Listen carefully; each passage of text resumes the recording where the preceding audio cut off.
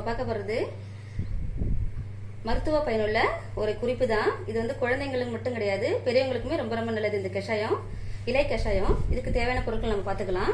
நான் பப்பாளி இலை ஒரு பீஸ், சின்ன பீஸ் அளவுக்கு எடுத்து வச்சுக்கிறேன். கொழுந்து இலை தான் எடுத்து வச்சுக்கிறேன். இது வந்து சங்குப்பு இலை வந்து மூணு கொத்து எடுத்து வச்சுக்கிறேன். சங்குப்பு வந்து அவ்வளோ நல்லது உடம்புக்கு, உமன்ஸுக்கு முக்கியமாக ரொம்ப ரொம்ப நல்லது. இது வந்து தூதுவளை ஒரு 7 இலை எடுத்து வச்சுக்கிறேன். இது வந்து குப்பைமணி இலை. இது வந்து துளசி ஒரு 10 இலை எடுத்துக்கிறேன். குப்பைமணி இலையும் 10 எடுத்துக்கிறேன்.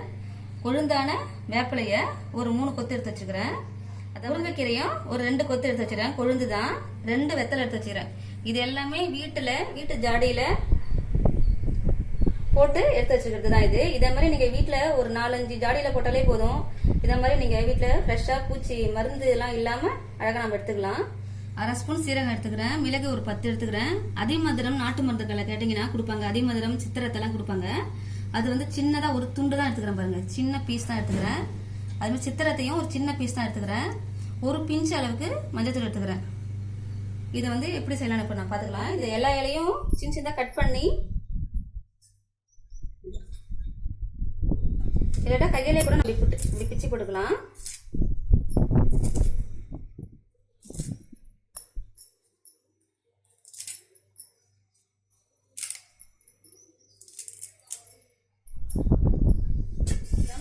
$250 ml தண்ணி எடுத்துக்கிறேன்.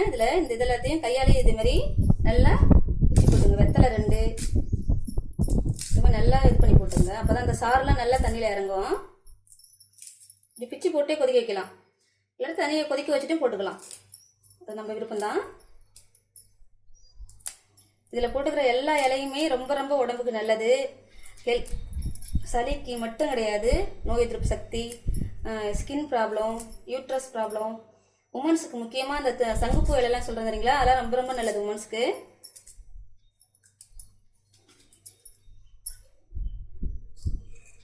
மிளகை மட்டும் தட்டிட்டு போட்டுங்க. மஞ்சத்தூள் இப்போ போடாதீங்க, இறக்குறப்ப போட்டாலே போதும். மஞ்சத்தூளை சீரகம் போட்டுங்க.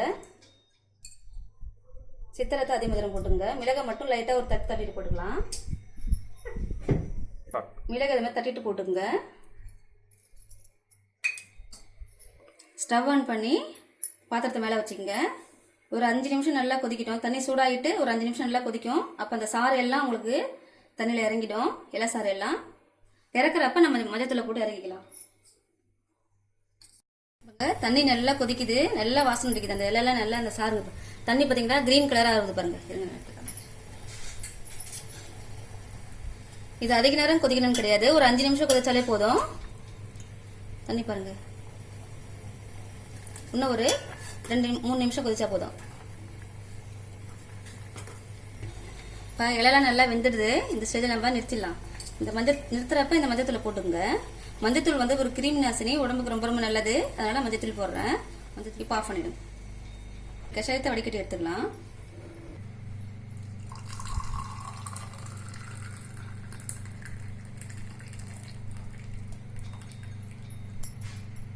இந்த இலையை நீங்கள் கையால் பிச்சியும் போடலாம், இல்லாட்டா மிக்சியில் போட்டு ஒரு ஓட்டு சும்மா ஒரு சுற்றிட்டு கூட நீங்கள் தண்ணியில் போட்டு கொதிக்க வச்சுக்கலாம். இந்த கஷாயத்தை பெரியவங்க இந்துப்பு போட்டு குடிங்க.